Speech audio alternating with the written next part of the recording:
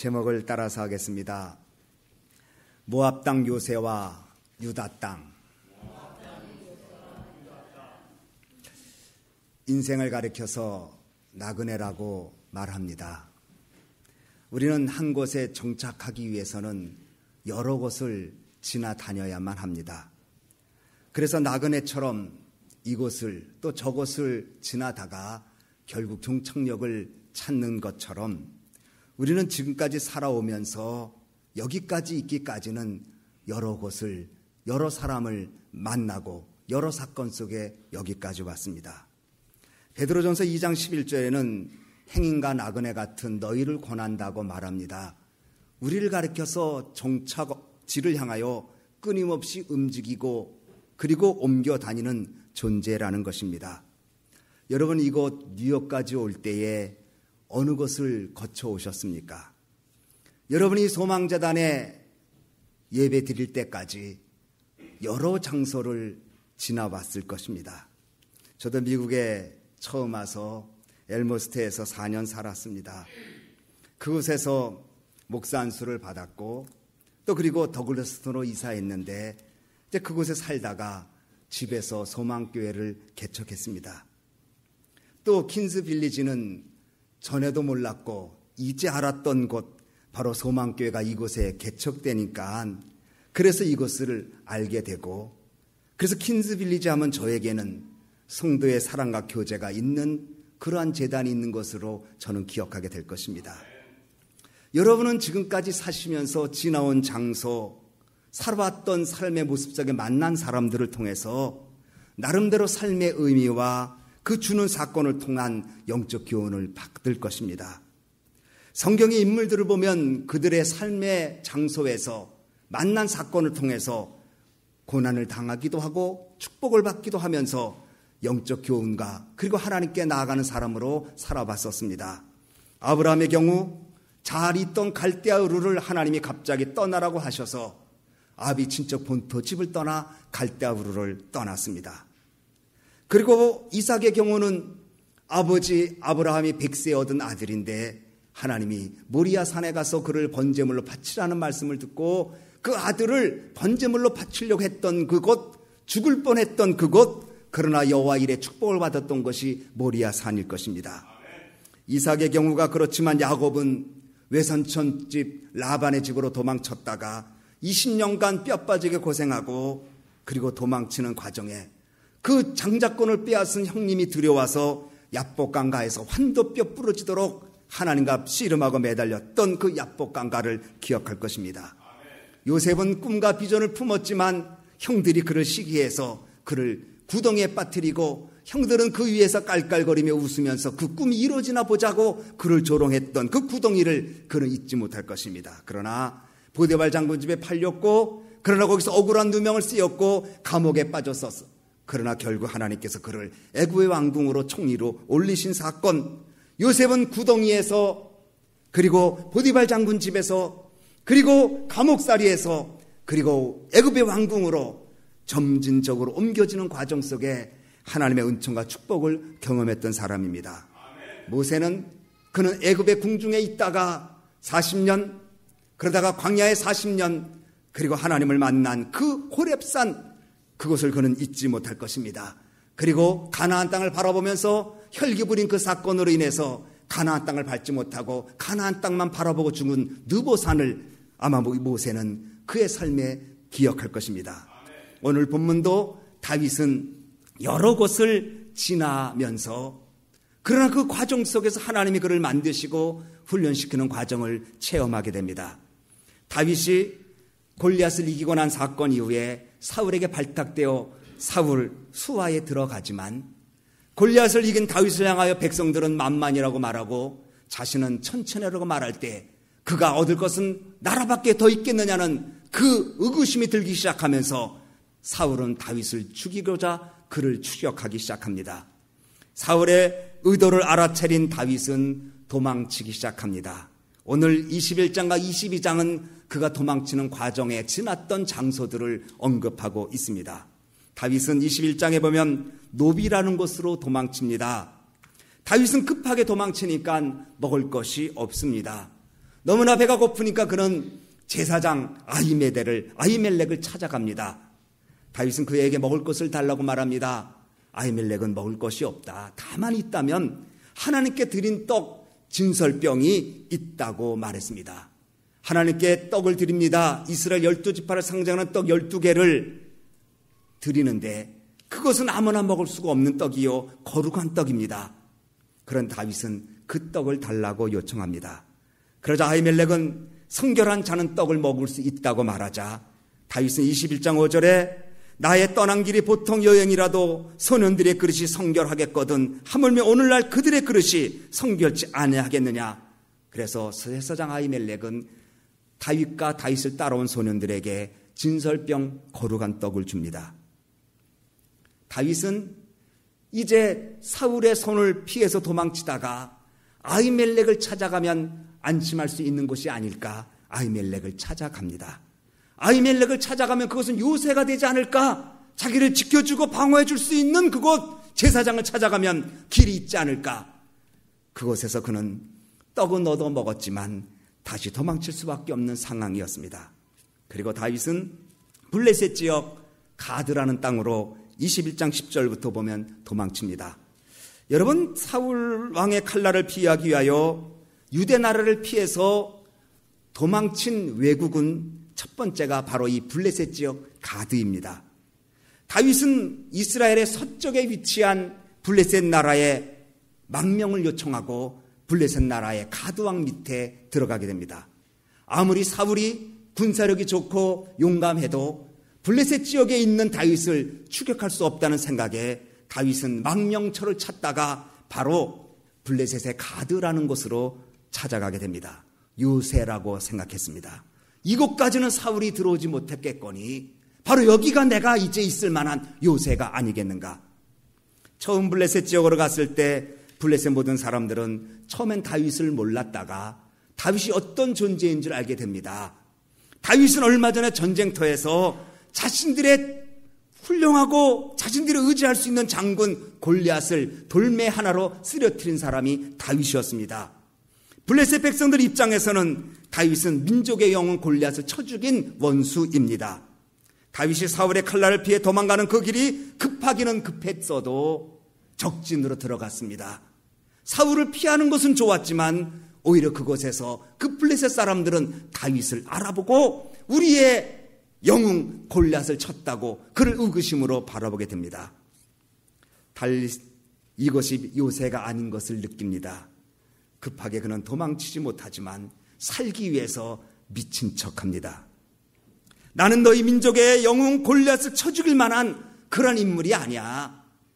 자기의 자존심 나려놓고 미친 척을 하며 침을 질질 흘립니다. 이것을 본 아기스 왕은 21장 14절에 너희도 보거니와 이 사람 미치광이로다 어찌하여 그를 내게로 데려왔느냐. 내게 미치광이가 부족하여 이 자를 데려다가 내 앞에서 미친 짓 하게 하려느냐. 이 자를 내쫓으라.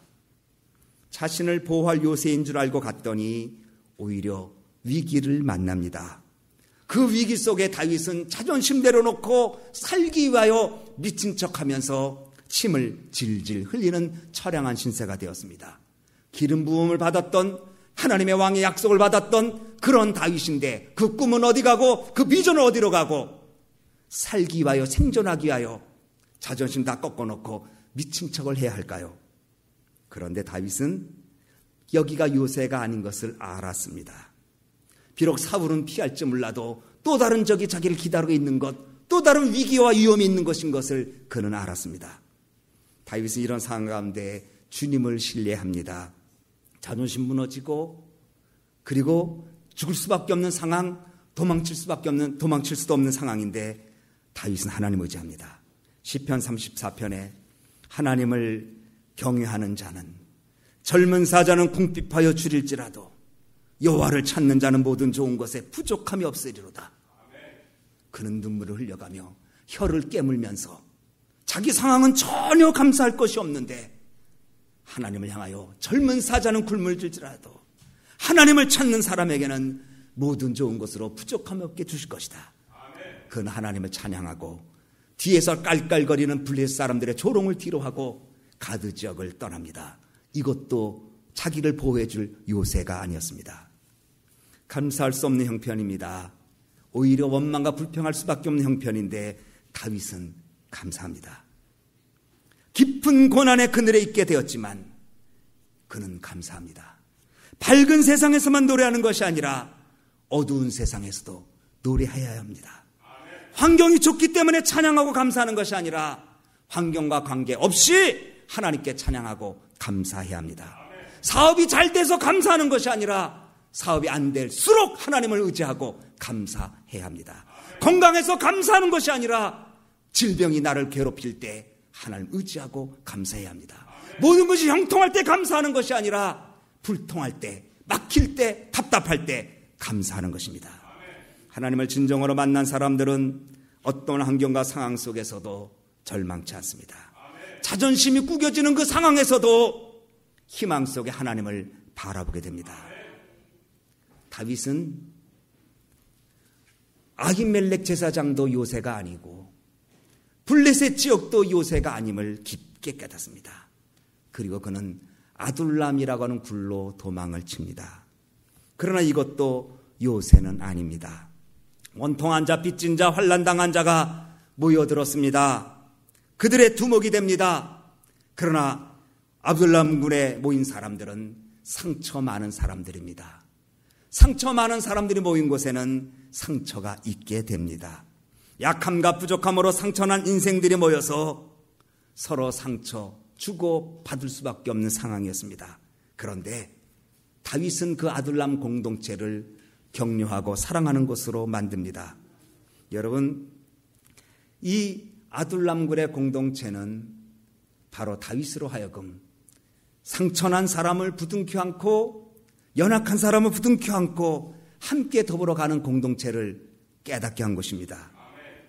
여러분, 미국의 유명한 올림픽 금메달리스트 가운데 제시 오웬스가 있습니다. 지금 런던 올림픽으로 지금 한참 우리가 몇 개 메달을 따나 궁금해하고 있는데, 제시 오웬스는 가난한 흑인 가정에서 태어나 어려운 시절을 지냈습니다. 그가 중학생 때 한 번은 강당에 찰스 헤로프라고 하는 미국의 100m 달리기 대표 선수가 와서 강연을 했습니다. 찰스 헤로프는 청소년들에게 그 많은 흑인들 앞에 이렇게 얘기했습니다. 여러분, 나는 가장 어려운 가정에서 태어나서 올림픽 금메달리스트가 되었습니다. 여러분은 미국 사람입니까? 아니면 여러분은 하나님의 자녀입니까? 만약에 여러분이 하나님의 자녀라고 믿는다면 여러분은 훌륭한 인물이 될 수 있습니다. You can be a somebody 그랬습니다. 여러분은 somebody가 될 수 있습니다. 특별한 존재가 될 수 있습니다. 가난하고 그리고 아무 희망이 없는 그 흑인 아이들이 모여서 그 올림픽 금메달리스트의 이야기를 듣는데 특별히 오웬스 마음에 가슴에 불이 탔습니다. 그래, 나도 할 수 있지. 그는 희망을 가지고 맨발로 뛰기 시작해서 올림픽 100m, 200m, 400m, 1000m에 우승해서 금메달 4개를 목에 걸고 이렇게 말했습니다. 오늘날 나를 있게 한 것은 찰스 헤로프를 만났기 때문이다. 여러분, 살면서 누구를 만났습니까? 내가 누구 때문에 이렇게 됐다고 말할 수 있는 사람이 있습니까? 아니면 적어도 내가 누구를 만나줬기 때문에 그 사람이 이렇게 변화됐다고 말할 수가 있겠습니까? 빚진 자, 원통한 자, 환난당한 사람입니다. 그들은 사회적으로 소외된 사람입니다. 인정받을 조건이 하나도 없는 사람들입니다. 그런데 그들이 훌륭한 다윗의 조력자가 되었습니다. 그러나 그것도 다윗에게는 요새가 아니었습니다. 그곳에서는 사람들이 모여서 거기서 리더십을 발휘할 수는 있었지만 공간적, 상황적 한계가 있는 곳이었습니다. 더욱이 다윗의 형제와 친척들이 모여듭니다. 사울의 추격과 압박을 모여드니 더 이상 그것은 있을 수도 없는 상황이었습니다. 이번에 다윗이 할 수 없이 블레셋은 서쪽이었는데 이번에는 동쪽이었는데 이번에는 모압이라는 지역으로 도망을 칩니다. 그곳으로 망명을 갑니다. 블레셋은 골리앗을 쳐 죽인 그 전과가 있어서 그렇다고 치더라도 이번에 모압은 다를 것이라고 생각했습니다. 왜냐하면 모압은 다윗의 증조 할머니 고향입니다. 여러분, 다윗의 아버지가 누굽니까? 이새입니다. 이새 아버지는 누굽니까? 오벳입니다. 오베의 아버지는 누구십니까? 오베의 아버지는 보아스입니다. 보아스의 아내는 누굽니까? 룻입니다. 룻은 어디 사람입니까? 모압 사람입니다. 그러니까 다윗은 바로 이것이 요새구나. 적어도 이곳에는 피가 흐르고 있지 않는가? 우리 증조 할머니의 고향이고 그런 이들은 나를 박절하지 대하지 않을 것이다. 다윗은 모압으로 망명합니다.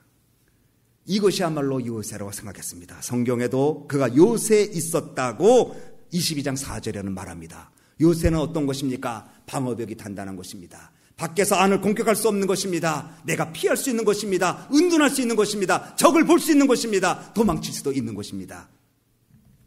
그 요새에 모압 땅에 요새가 있었습니다.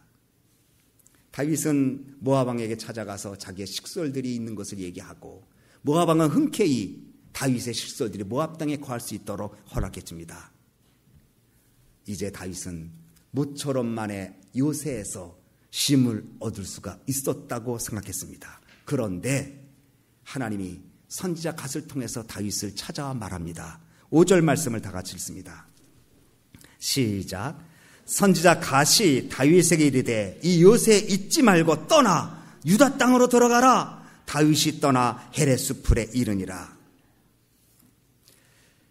이제 좀 쉴만하니까 이제 좀 편안해지는 줄 알았더니 이제 좀 뭔가 이뤘다고 생각하고 있었는데 하나님이 그를 내모십니다.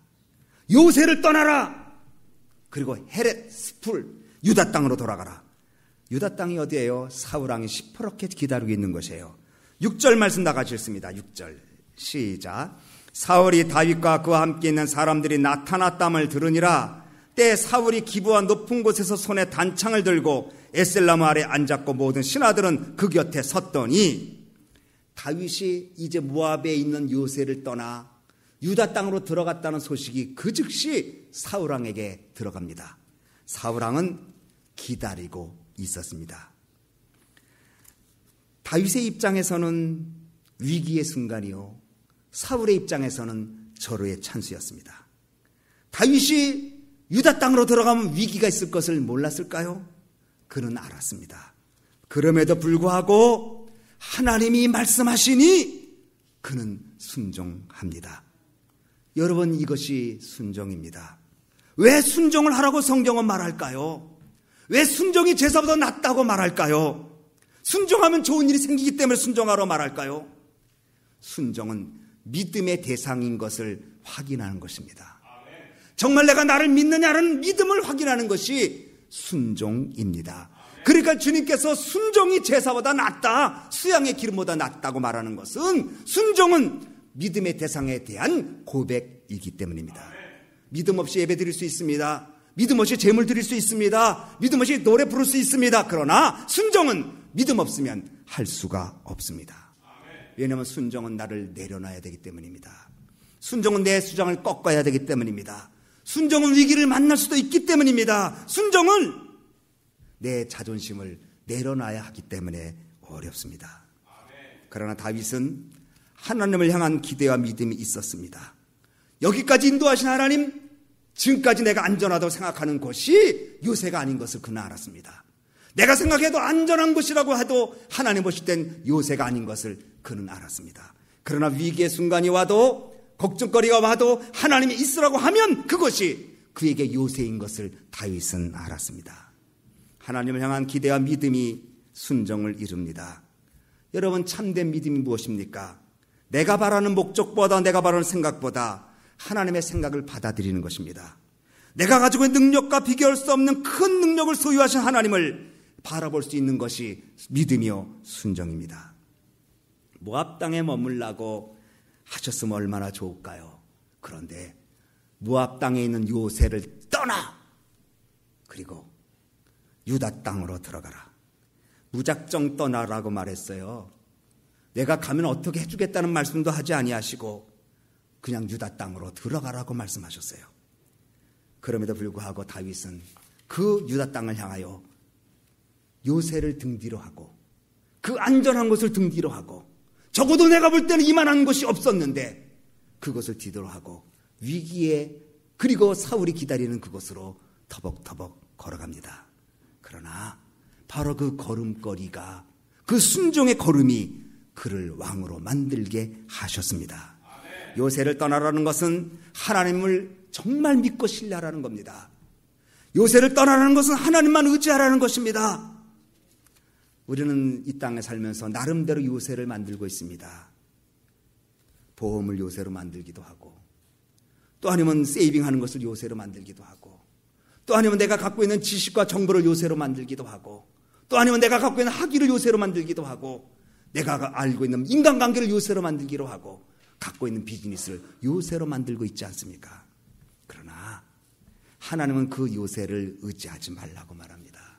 그것은 요새가 아니라고 말합니다. 내가 요새라고 말합니다. 하나님이 우리의 피난처요 요새인 것을 믿으시기를 바랍니다.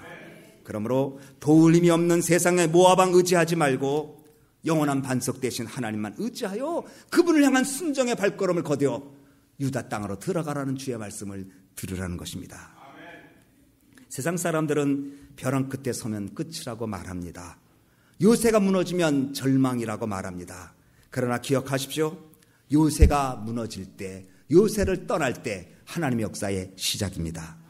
홍해바다 사건을 기억하십니까? 홍해바다로 애굽을 탈출했습니다. 가나안 땅에 나아갑니다. 그러나 그들 앞에 홍해바다가 넘실거립니다. 앞으로 나갈 수 없습니다. 뒤로는 바로의 군대가 추격해오고 있습니다. 그런데 하나님이 그 벼랑 끝에서 하나님 살아계심을 그들에게 보여주셨습니다. 하나님은 벼랑 끝에서 여러분을 날게 하십니다. 하나님은 벼랑 끝에서 여러분을 새로운 일들을 계획하도록 이끌어 주십니다. 걱정이 있습니까? 앞이 보이지 않습니까? 홍해바다가 넘실거립니까? 빠질 것 같습니까? 바로 그때가 하나님이 나와 함께 하심을 체험하는 때인 걸 믿으시기 바랍니다. 우리가 요새를 떠나면 우리는 죽는 줄 압니다. 우리는 요새를 떠나면 안전망이 사라진 줄 압니다. 그러나 주님이 요새요, 주님이 안전망인 것을 우리는 알아야 합니다. 요새를 나오는 것은 엘리야 이야기를 생각하면 비슷합니다. 엘리야가 이세벨 죽인다는 소식에 그동안 충성하고 사역을 열심히 했는데 아무도 인정해주지 않고 목숨까지도 위태로운 상황이 되니까 절망 속에 그는 사막으로 들어가 로뎀나무 밑에 있지 않습니까? 죽여달라고 하지 않습니까? 그래서 하나님에게 천사가 터치해주고 그를 먹여주고 재워줘서 40주 40야를 걸어서 호렙산 그리고 동굴에 숨지 않습니까? 동굴에 싹 들어갑니다. 요새입니다. 엘리야에게는 적어도 이 호렙산의 동굴이 그에겐 요새였습니다. 다른 사람이 그를 보지도 못합니다. 자기는 다른 사람은 볼 수 있습니다. 다른 사람의 공격하면 피할 수 있습니다. 은둔해 있습니다. 갇혀 있습니다. 그리고 조용히 그는 밖을 보고만 있습니다. 요새입니다. 그런데 하나님께서 그 요새에 있으라고 말하지 않았습니다. 동굴 밖으로 나오라고 하셨습니다. 동굴 밖으로 나올 때 하나님이 세미한 음성을 들려주시고 사명을 주셔서 하나님의 일을 감당하게 되었습니다. 우리는 때때로 힘들고 어려우면 동굴 속으로 들어갑니다. 그러나 그것이 해결책이 아닌 것을 아셔야 합니다. 우리는 그것이 요새로 생각하고 들어갑니다. 인간관계도 끊어버리고 다 사명도 절벽하고 그냥 앉아서 은둔해 있으면 동굴입니다. 그러나 그것은 요새가 안 됩니다. 하나님은 나오라고 하십니다. 요새를 떠나라고 말하십니다. 동굴 밖으로 나오라고 말씀하십니다. 바로 그래야 바로 거기에 하나님의 사명과 새 역사가 이루어지게 된다는 사실을 믿으시기 바랍니다. 헬린 누엔 책에 보면 정신병원에 수용된 한 할머니 이야기가 있습니다. 한 할머니는 정신병원에서도 모든 사람을 겁나게 만드는 문제 할머니였습니다. 그런데 그 할머니는 절대 손을 피지 않습니다. 이 손을. 그래서 사람들이 그 손을 펴야 되는데 펴지 않습니다. 그런데 그 손에는 작은 동전 하나가 있습니다. 작은 동전 하나를 손에 쥐고 절대 내놓지 않습니다. 실제로 동전을 쥐고 있는 할머니 손을 펴는데 두 사람이 잡고 한 사람이 손을 폈다고 합니다. 할머니는 그 동전이 자기 존재 전체인 것처럼 알고 동전이 큰 재산인 것처럼 알고 움켜쥐고 피지 않습니다. 그러나 그것은 동전일 뿐이었습니다. 이것이 우리들의 모습입니다. 이것이 최고의 요새인 줄 알고 붙잡고 있습니다. 이것이 없으면 나는 끝난다고 생각하고 이것이 없을까 봐 두려워하고 이것이 안 되면 좌절과 낙심감 속에 동굴 속으로 들어가 버리고 맙니다. 그러나 여러분 생각해 보십시오. 여러분이 잡고 있는 것보다 주님 손이 더 큰 줄 믿으시기 바랍니다. 여러분의 손에 가지고 있는 것보다 주님이 축복하시는 손이 큰 것을 믿으시기 바랍니다. 주님의 가득 찬 손으로 우리를 부어주실 수 있습니다. 문제는 손을 펴야 합니다. 요새 떠나야 합니다. 동굴 밖에 나와야 합니다. 삶의 안전지대 동굴에서 나와야 순종을 배우고, 동굴에서 나와야, 안전지대 요새에서 나와야 하나님의 역사를 볼 수가 있고, 그리고 그것을 통해서 하나님을 향한 신실한 믿음의 길을 걸을 수 있다는 사실을 우리는 믿어야 할 것입니다. 시편 기자는 시편 91편에 여호와는 나의 피난처시요 반석이시요 방패시요 그리고 요새시요. 여러분은 무엇을 요새로 삼고 지금 살고 있습니까? 여러분의 요새는 무엇입니까? 하나님을 요새로 삼으십시오. 그것이 우리가 사는 길이요, 그것이 우리에게 진정한 안정과 축복이 있는 것을 믿으시기를 바랍니다. 기도하겠습니다. 하나님 아버지,